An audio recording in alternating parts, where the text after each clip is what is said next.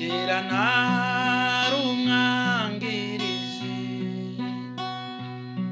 mu mutima rwishwa, maze murano w'Imana anyigisha ibya Yesu, maze murano w'Imana anyigisha ibya Yesu, uko umuntu yakizwa urubanza rw'ibyaha, akabyarwa ubwa kabiri kubw'urupfu rwa Yesu,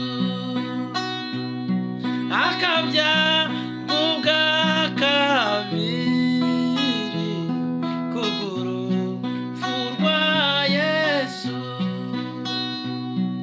Ibyo maze kubyumva sindwa n'urubanza ubwo,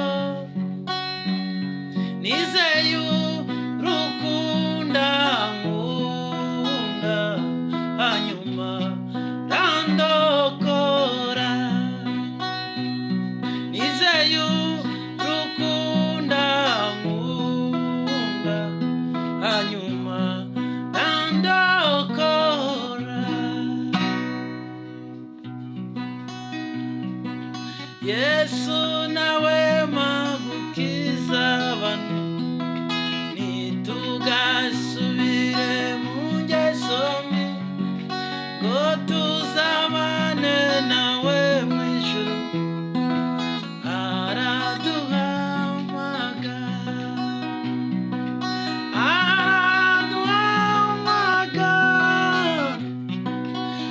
araduhamagara, ngo tuzabane nawe mu ijuru. Araduhamagara, Yesu azagaruka